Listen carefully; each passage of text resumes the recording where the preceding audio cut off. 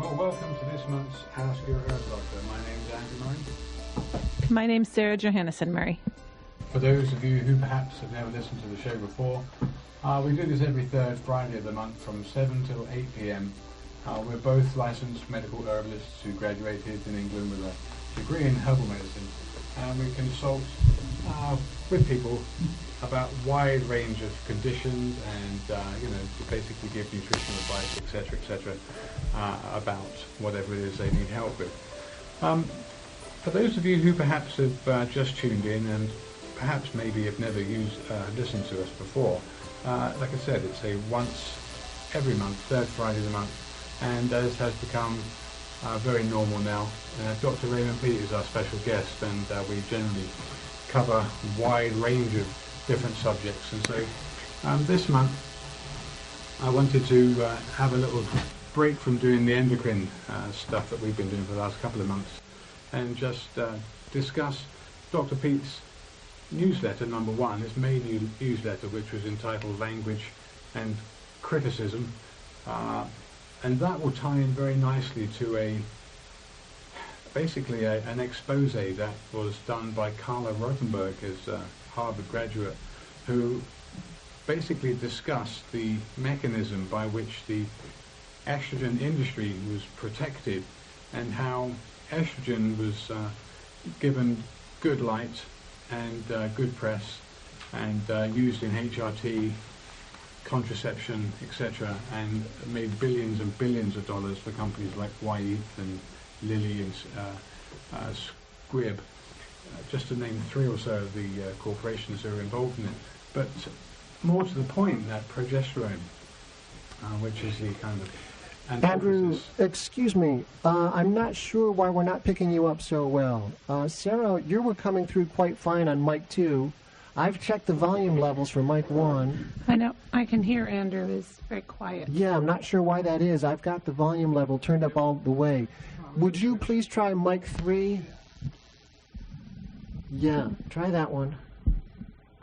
Okay, how's this one? So there you go. Oh, that's much better. Thank you. Excuse me.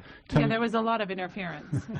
Teleprompter free. Here we go. Okay, so as I was saying, I won't go ahead and repeat everything I said, but ultimately this month's radio show is going to be on two subjects. One's Dr. Peat's newsletter, which is Language and Criticism, basically outlining the authoritarian attitude towards dissemination of information and steering the public consciousness in a very controlled way.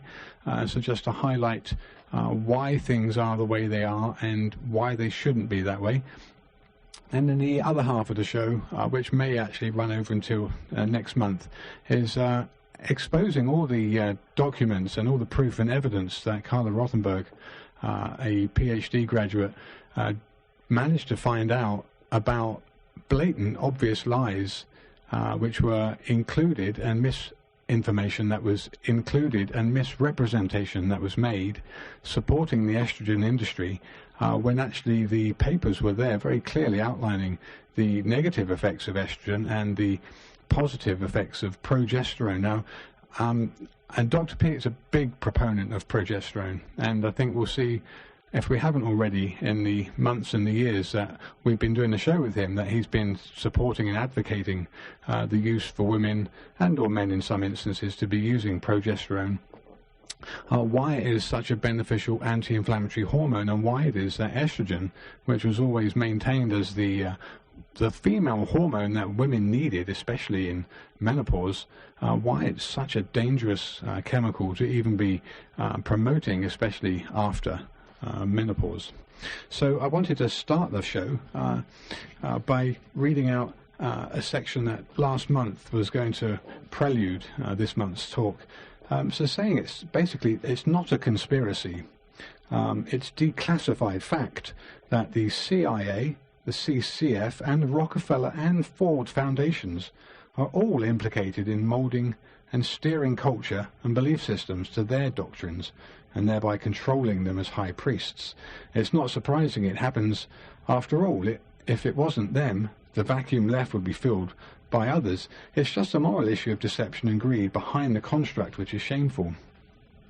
So through misrepresentation and bad science, the anti-cancer benefits of progesterone were skewed and suppressed in favor of estrogen, and the estrogen industry's multi-billion-dollar production of contraception and HRT fueled massive profits and a propagandistic population reduction religion. Because of this skewed information, progesterone was added to the California Prop 65 list of known carcinogens. Big pharma interests and lobbying, happy to keep it this way because of financial interest, maintained the disinformation, and academia followed compliance in doctrine and education. So before we get into the expose surrounding the misinformation regarding the effects of estrogen versus progesterone, I wanted to start the show by outlining the truth regarding the criticism in that during the last 10 to 15 years, Dr. Peat's newsletter mentioned that several people have written about the lack of major transformative ideas in science since the middle of the last century, and that the status quo was devoted to maintaining this. So let's just see if Dr. Peat is on the line now. Okay, do we have Dr. Peat yet? Doesn't seem like we do, so we'll just, I'm not sure what we're doing. What's the engineer doing? Do we have Dr. Peat with us? Say again? Do we have Dr. Peat with us? Dr. Peat, are you there? I guess not. I'm sorry. Let me try reaching him again. Okay. All right. Well, until we get Dr. Peat on the line, we'll just continue in the hope that he can be reached. So essentially, the newsletter that Dr. Peat wrote, and this is his May newsletter, outlined that the very war, and I will call it a war, against true science was being waged by a very egalitarian and authoritarian industry, with both regulators, lobbyists, government, and other big interests at the heart of maintaining a status quo of domination of the market. It's not a conspiracy theory, it's just a fact that vested interests like pharmaceutical companies generating billions and billions of dollars in revenue with drugs produce reports about drugs that, some of which we find later on, were found to be very dangerous. And obviously people can think about drugs that have hit the headlines as being very damaging and dangerous products that were withdrawn. But then also there is the fact that lots of research is actually buried.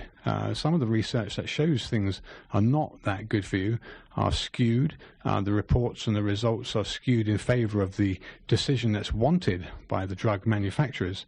And also evidence to show that a drug's effect is actually very negative is often buried. Now, it's certainly a case in point of maintaining a control over an industry which is quite a monopolistic industry, and the FDA again have been implicated in being complicit in this deception.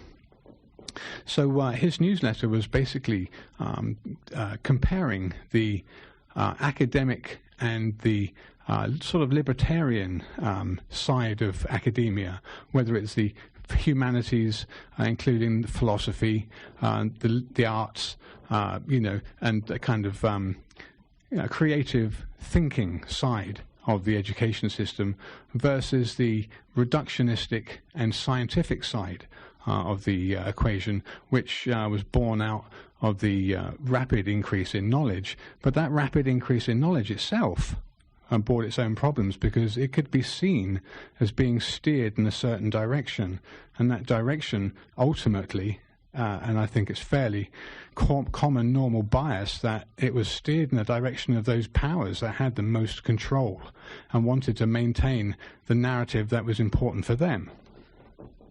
So when we do get Dr. Peat on, we'll question him about the findings that he's produced in his newsletter, and then we'll go probably about 7:30 or so to open up a discussion about Carla Rothenberg. And then, as usual, we'll take callers from 7:30 until 8 o'clock. And then people are very welcome to ask questions outside of the subject, but it's always good when we keep on topic. So if people do have questions surrounding either the estrogen industry, progesterone and estrogen's effects, or whether or not there are people that have direct experience with the authoritarian academic mindset that people come across. Another thing I wanted to mention is that funding for these natural hormones that drug companies are not able to patent becomes a problem, because if there's no monetary incentive for them to do studies, then studies are not done on such things that are not patentable, such as thyroid and progesterone, because they're natural hormones. So are we still trying to get Dr. Peat on the line?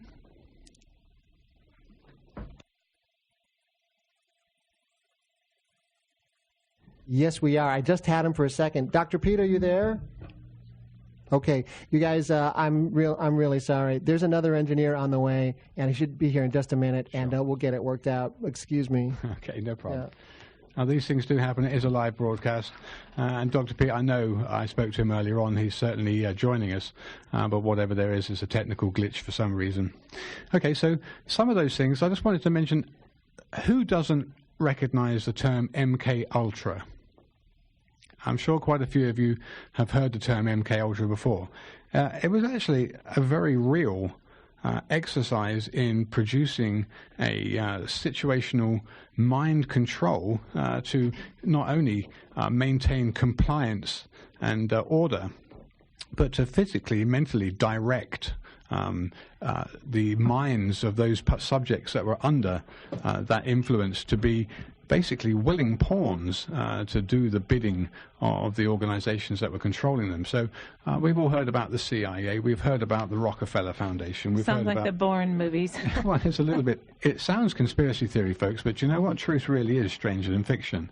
It's not until people start waking up and turning around and looking over their shoulder that they start seeing things are not actually the way that they're told things are. That's just the kind of limited brain space that they want you in, so that you don't argue and that you don't buck the system. Question authority. Okay, so I think do we have Dr. Peat on the line? Yes, I'm here. Oh, okay, Dr. Peat, thanks for joining us. Okay, so I've given an outline of what it is we'd like to discuss. The first being the newsletter that you produced on the language and criticism, and how the authoritarianism within the educational system has been motivated and fueled by big business and big money, whether it's the Ford or Rockefeller Foundations or the CIA, and how this very much controls the narrative, especially within education, about what it is that is and isn't published and what we are or aren't expected to know. The gene theory is really the best basis for an authoritarian theory of society and organization of society. Konrad Lorenz developed the idea of genetically based behavior for Hitler, for the Nazi Party, as the ideology for the race supremacism and elimination of inferior people and so on. And exactly that ideology was taken up by American biologists as soon as the war was over. And Chomsky's idea of generative grammar, it's really structurally identical to Konrad Lorenz's genetically based theory of behavior. And Chomsky's research is has been since the 1950s financed by the Pentagon for use in war making. But it's really the same ideology that Lorenz developed for social control and genocide. Okay, so I mentioned earlier on a little bit about what was brought out in the document here, that the Rockefeller and Ford Foundations, as well as the CIA, actively identified individuals who represented particular features of their ideologies who could exert effects over organizations and people. And it was only the humanities, the languages, the arts, literature, philosophy, etc., that was a major obstacle to this authoritarian civilization. And the funding for this pro-authoritarian direction included prestigious publishing houses, major mass magazines, Hollywood, and broadcasting to dictate the position. I gave the example of C.P. Snow's famous article and lecture in the 1950s on the true cultures. that was the ideology was that science was the basis of the true culture, and the humanities, art, philosophy,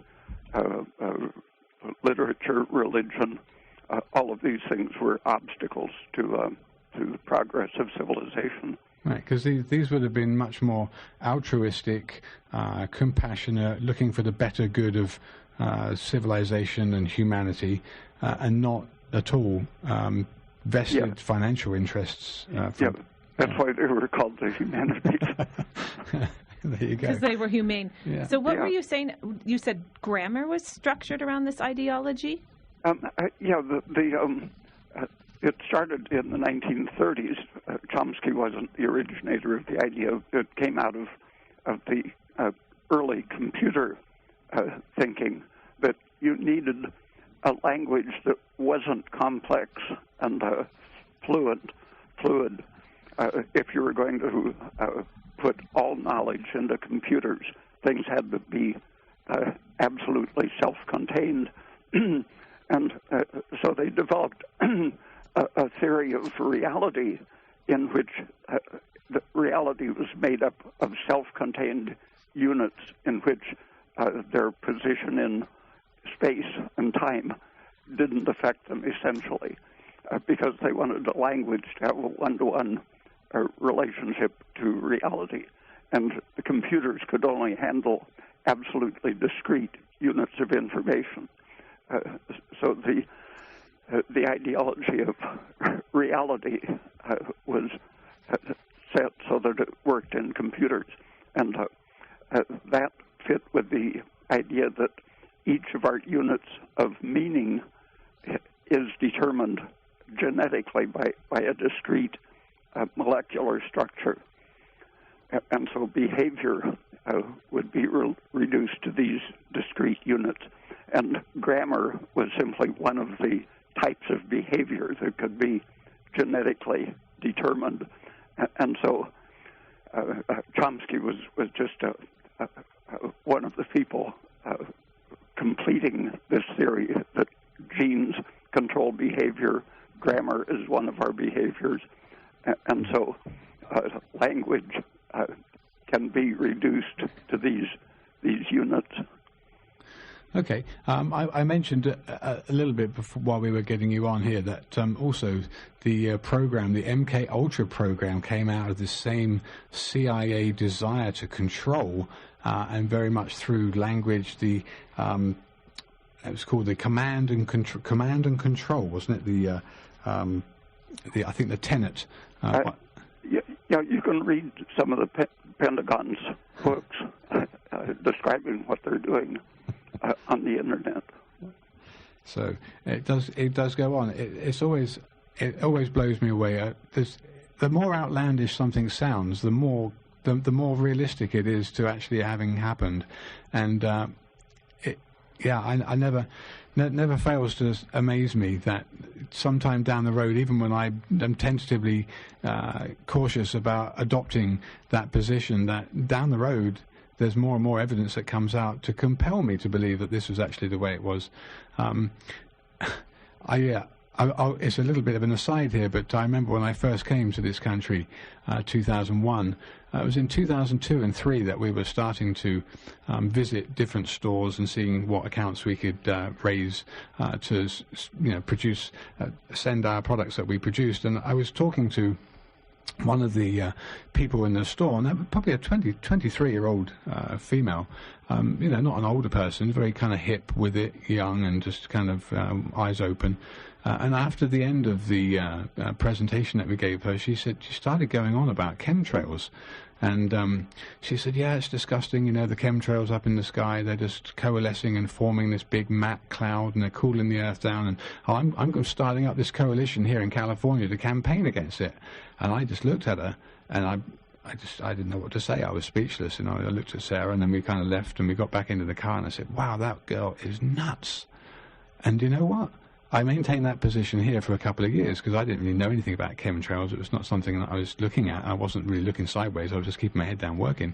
And then slowly but surely, all the evidence was coming out, and I could not believe it. It sounded so outlandish, but it was so true.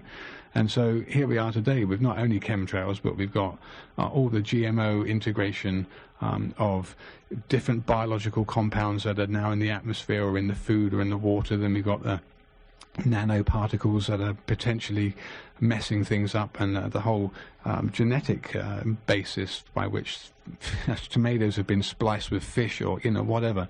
The more wild it is. Actually, wake up, folks, and take a better look at it, because you know what? It's kind of hiding in plain sight, and they're just hoping that you're so dumb and you're so brainwashed and just mindless at just watching TV and just obviously going to work and keeping alive, paying the bills, that you don't have time to look anywhere. So when we first started this discussion here years ago, Ask Your Herb Doctor, we were looking very much on a kind of counterculture kind of way, looking at alternatives, with alternative medicine being our background. And very pleased when we met you, because you were very much supporting a lot of the things that we'd thought about before that were very much true, and a lot of other things. So the whole thing, MK Ultra, the CIA involvement, the Rockefeller Foundation, the whole the end of the Second World War, the formation of these big councils and organizations to control the planet. I mean, it's not that far-fetched. It really is actually quite true, in fact. And so between the World Health Organization and the European Union, with all their influence, are very much wanting to control the narrative, to tell us the way things are. And drugs and drug research is just another arm of that, which, again, multi-billion-dollar powerful industry with powerful lobbying in government. So when we do find out later on, in the rare instances when we get told that some of these drugs were crippling people or causing more cancer or just doing more harm than good, we have to remember that tenet of medicine is first do no harm. And I think bringing out the discussion with vaccines, that the vaccine makers are indemnified against all blame, really just lays it open that they are very much hiding behind a government protection that enables a system to proceed pretty much unchecked. And part of the control system is convincing people that medicine is really good for them. Right. Covering up the actual facts of vaccination. But the total cancer picture, for example, I think it's been fraudulent since the turn of the century. 25 years ago, when Donna Shalala declared that the cancer war was being won, I looked at the statistics and saw that she was using fraudulent statistics to declare victory in 1994.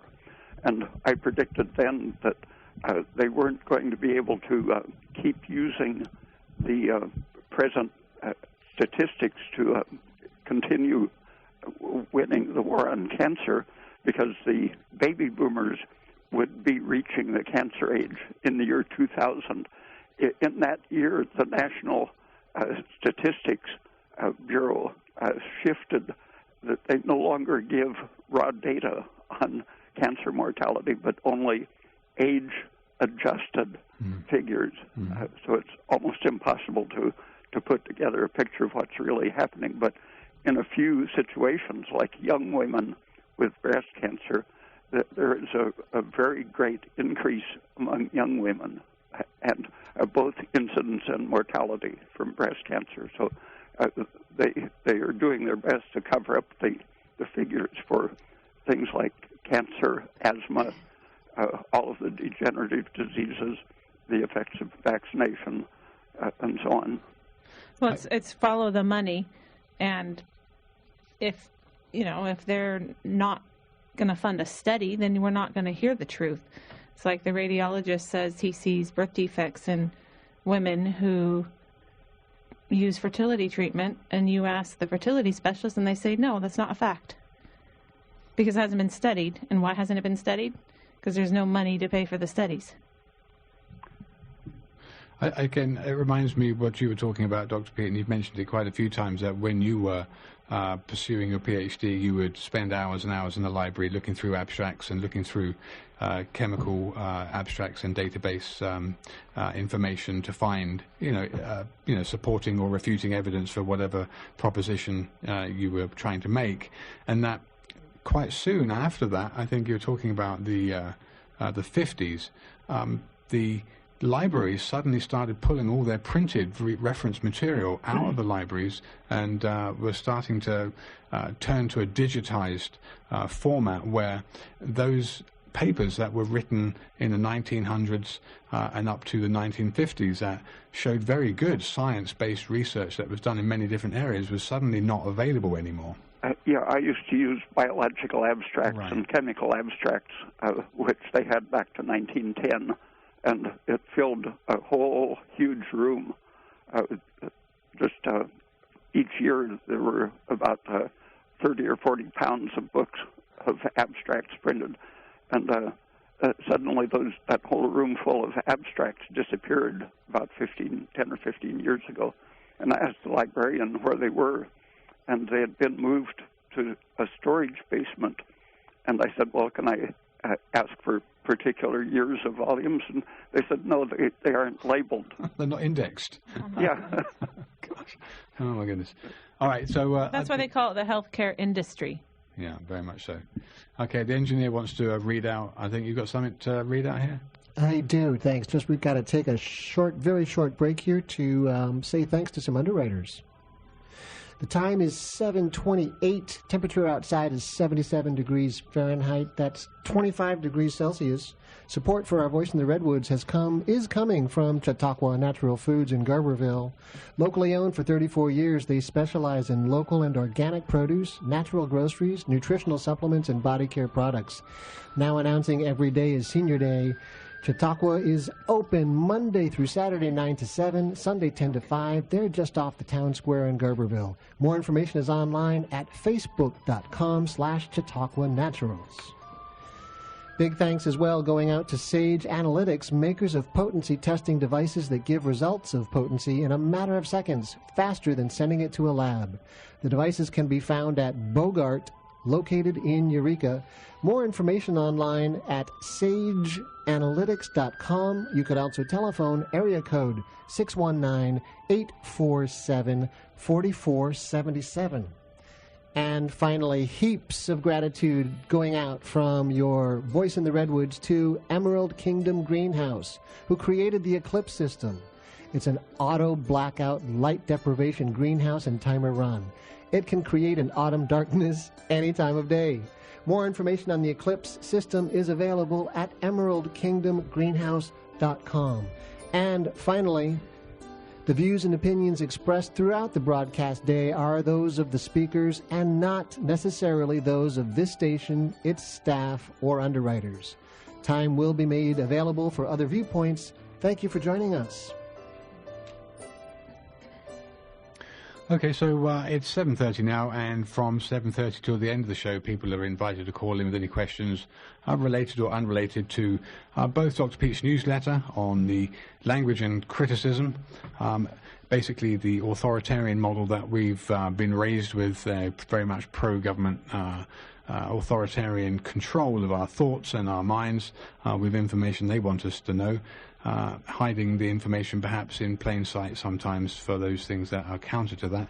And then we're going to carry on the rest of this show from 7:30 on now until the end of the show, breaking down Carla Rothenberg's absolutely devastating dissertation, showing all the facts in very, very clear ways to show that the lies purported by the estrogen industry were so blatant, and that actually the protective effects of progesterone were so hidden that it led California's Proposition 65 to list progesterone as a carcinogen with some very, very, very poor science behind it. In fact, no real science, but actually a failure to see the science for what it was. And Hello. A more all-willing, inclusive attitude to maintain estrogen as the prominent drug manufactured by the markets. And now they classify breast tumors as progesterone dependent, as well as estrogen dependent. So we will take callers from 7:30 to the end of the show. The number here, if you're in the area, is 707-923-3911. Or if you're outside the area, there's a 1-800 number, which is 1-800-KMUD-RAD. Hello? Yeah, you're on the air. Hello? Yeah, you're on the air. Can you hear me? Oh, yes, hello. So, yes, I have a question. Estrogen is...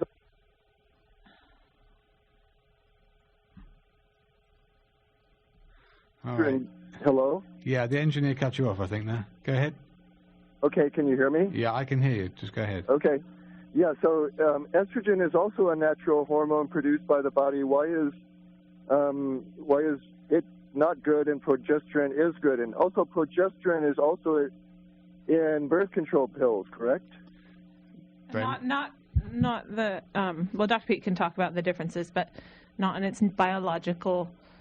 Not an identical form, yeah. So they use progestins as well as estrogens. So synthesized progesterones.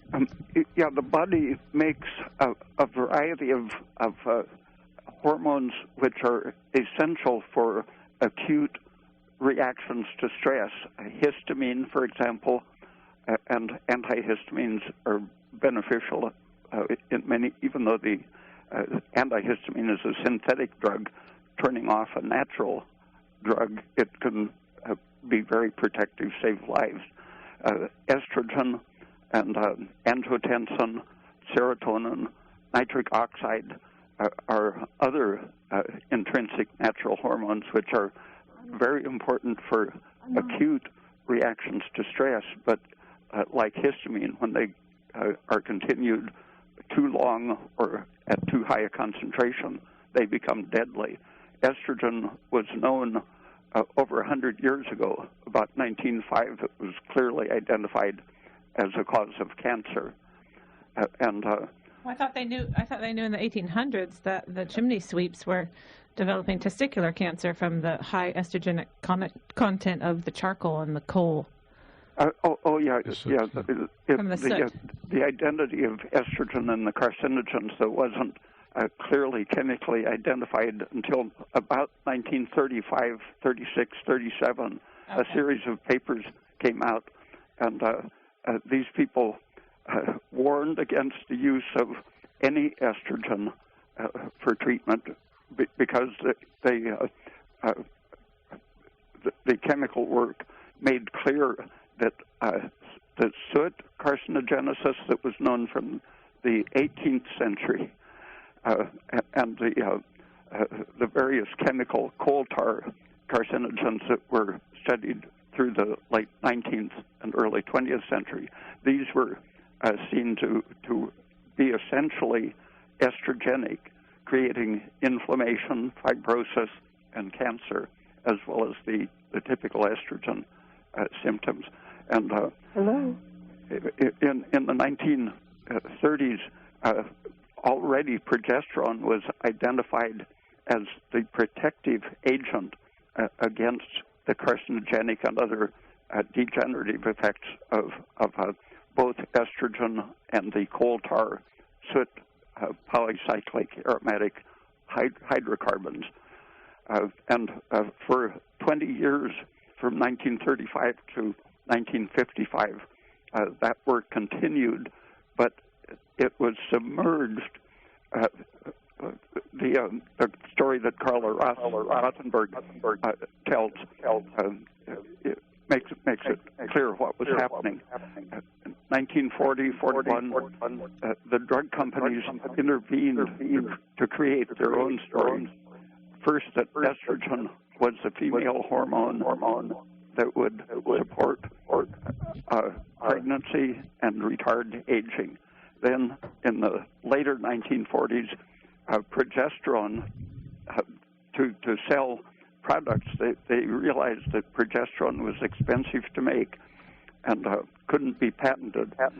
So each company developed a synthetic product that had some of progesterone's actions. But testosterone for example, has some of progesterone's action. It can sustain the uterine condition that's necessary for pregnancy.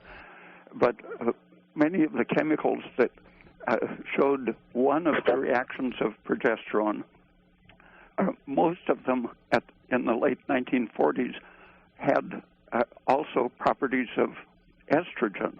And in fact, they would terminate pregnancy. Progesterone was named for the ability to sustain gestation, progestational. But the synthetic chemicals were given that name even though they blocked, destroyed gestation, created immediate miscarriage or abortion. So the FDA was basically controlled by the drug companies to falsify language, use language exactly in the opposite sense, so that the progestins that have continued to be used in birth control pills, some of them are strongly estrogenic, and all of them interfere terminating pregnancy. And they're not bioidentical progesterone. They're a synthetic progesterone. Yeah, they're anti-progesterones, actually, but the FDA... They do not support gestation. Allows them to be called progestins, and worse than that, the FDA requires that natural progesterone be given the properties of the anti-progesterones.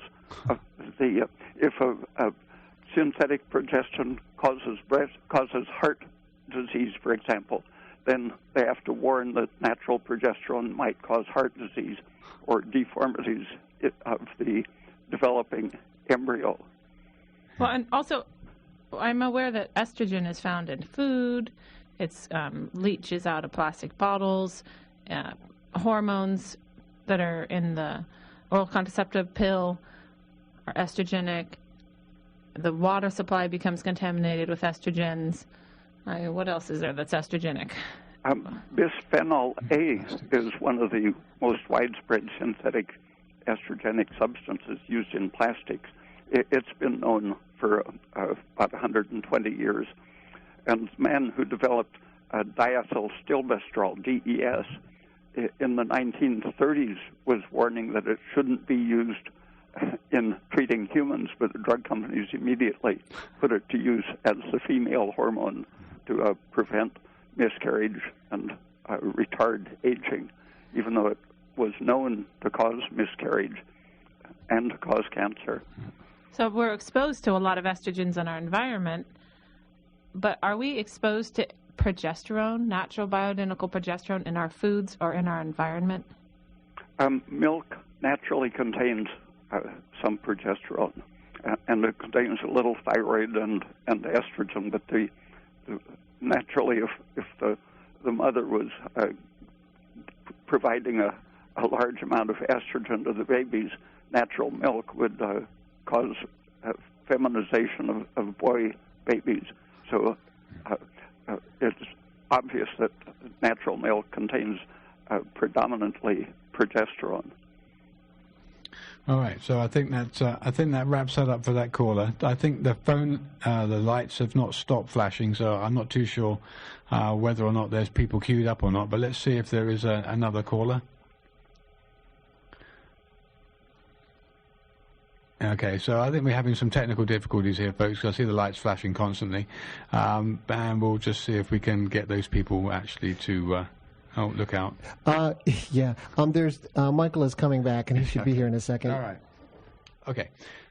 Okay, so I think let's carry on with what I wanted to break down is a revelationary piece of work done by Carla Rottenberg, who's Harvard PhD student who basically wrote a fairly damning expose on the estrogen industry, especially with reference to HRT and contraceptives, that showed that the damage that was being caused was irrevocable and catastrophic in a lot of cases, and that the estrogen industry was certainly being exposed for what we've already discussed as a previous collusion to maintain control over the production of estrogen, where there was no financial incentive to push progesterone, and the two of them had a very disparate price limit, if you like. I think the estrogen's worth was 1,000 times what progesterone's was,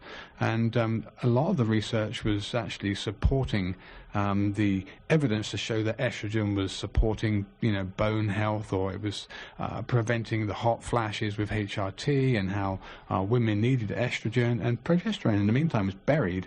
I think what I wanted to bring out, we do have another caller on the air here, but I wanted to bring out the whole reason why in California, and always California, isn't it?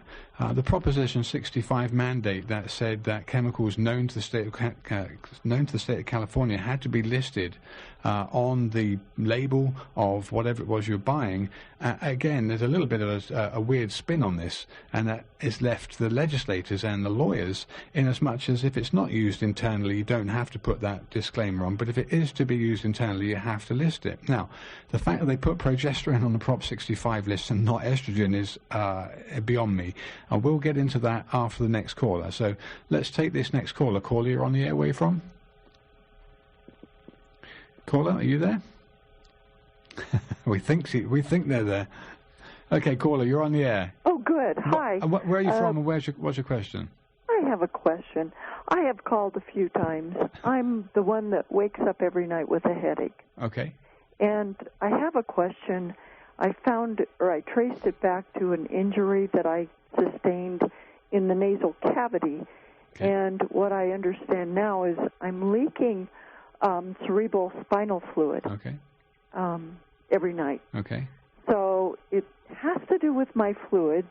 If I drink too much fluid, it can make it worse.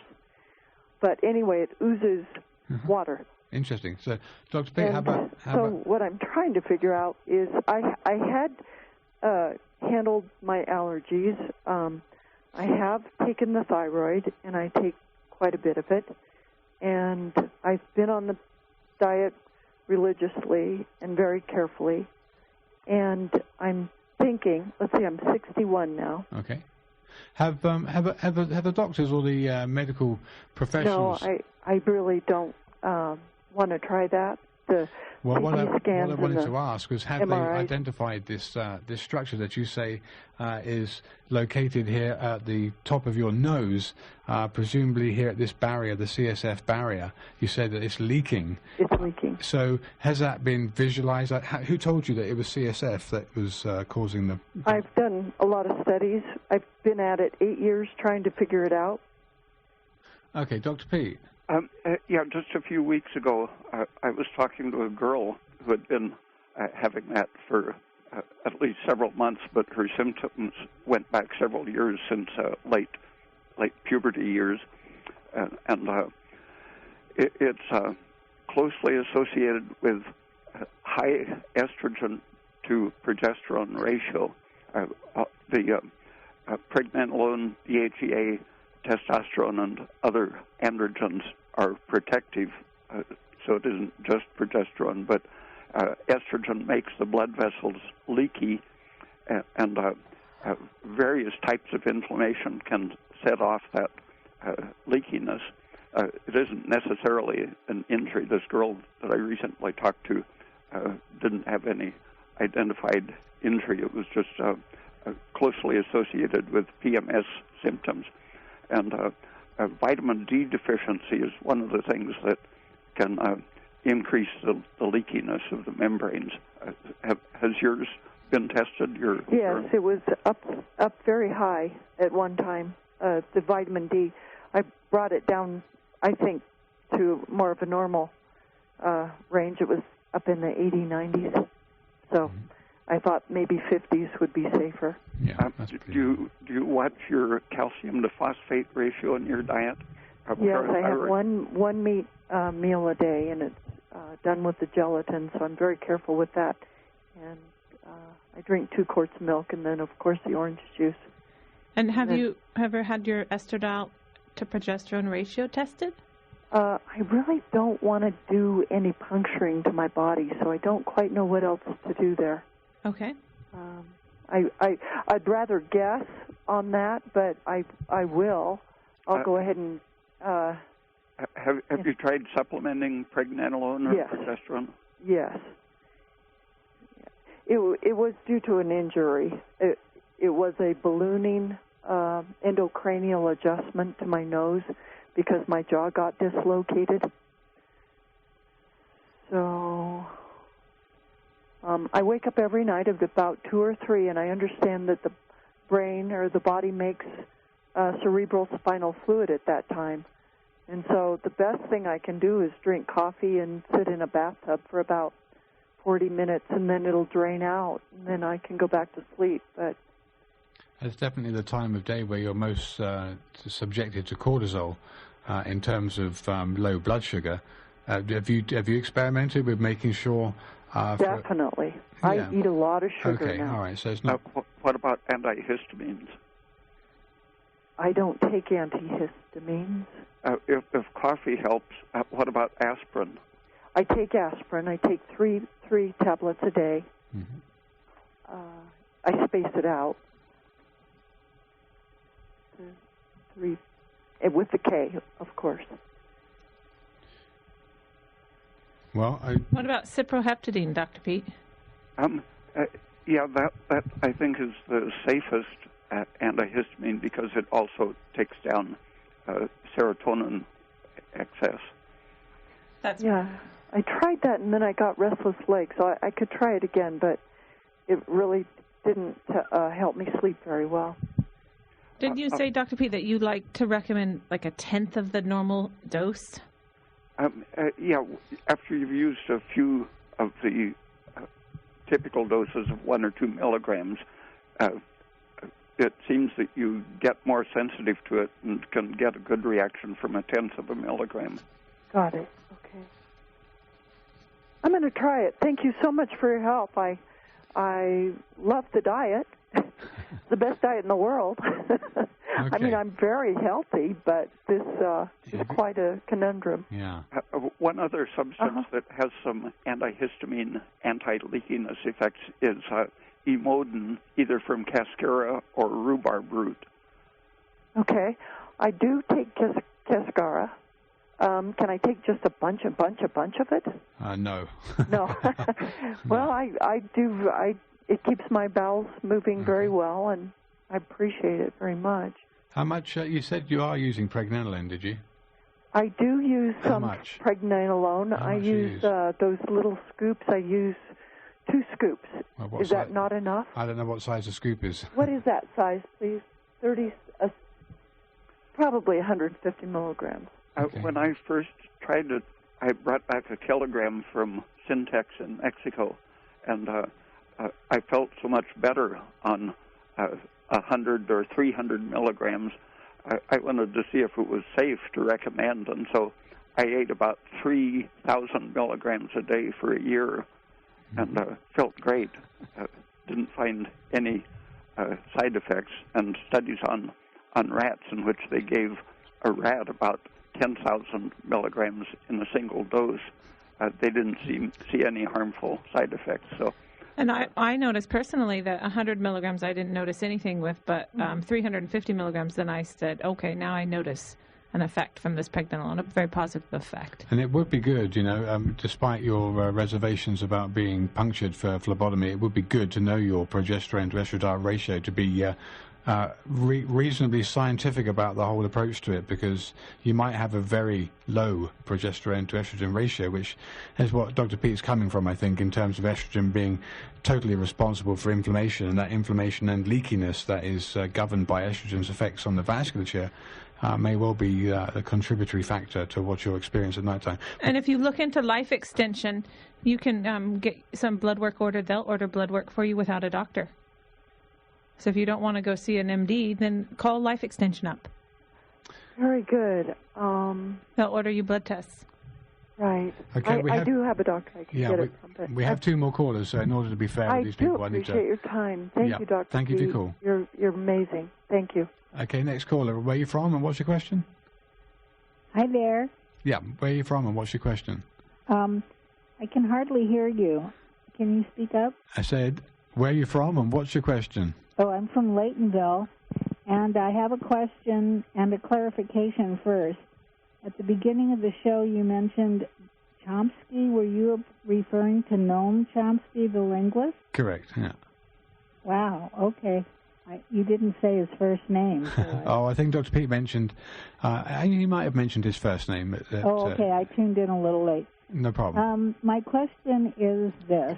I'm 76. I've been on the bioidentical estrogen progesterone for 20 years. Right. I'm just using the E2 and E3 forms of the estrogen, not the E1. Topical cream, really low dose, and 50 to I don't know if you want the numbers with 50 of the progesterone, and I use a half a gram twice a day, and it keeps the hot flashes and night sweats away. And what do you think of the bioidentical? How old did you say you were? 81? 76. 76. Dr. P.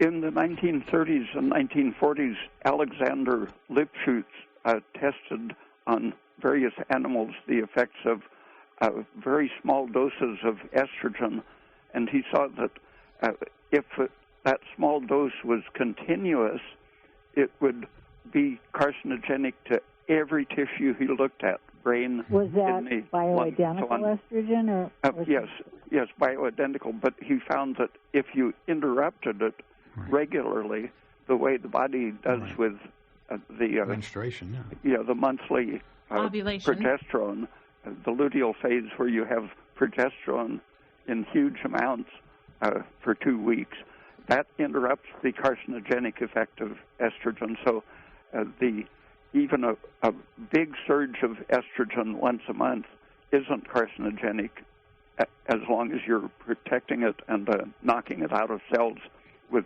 good dose of progesterone. So it doesn't matter that the dose of estrogen is small. It's the discontinuity that is protective. And Dr. But Peat, if I interrupt it, Dr. Peat, would you not also say that it's into estrogen which is more responsible for hot flashes? Actually, the estrogen turns on nitric oxide, which is a vasodilator and causes leakiness of the blood vessels. So is that all three? There's 3 estrogens, and you're using them all as one. They all have the same effects, but at different doses. The estriol is about 10 times weaker than estradiol, and so many doctors prescribe a dose such as maybe 100 micrograms or up to 1 milligram of estriol to get the same effect that they would get from maybe 20 or 30 micrograms of estradiol. But it's still harmful if you don't interrupt it. Well, how long do you interrupt it for? Oh, I'm not sure, but something approaching the body's 2 weeks is probably ideal, but I think a week with a progesterone supplement is probably safe enough. Okay, well, so you don't see much difference between the synthetic estrogens and the bioidentical then? Oh, no, it's the estradiol is the powerful natural one. The ethinyl estradiol is the estrone and estriol and estrone. The added group makes estradiol simply stay in your body longer, 17 times longer. Which one is that, E1, E2, or E3? The ethinyl estradiol is one used in so many birth control pills, and it's no, the most but I toxic. mean, but the estradiol is the that natural. E1 or E2 or E3? That's E2. So what would happen if I eliminated the E2? Well, that's the strongest one, so it's safer with the lower dose. E3 is the weakest. Well, E1 and E3 are both weak.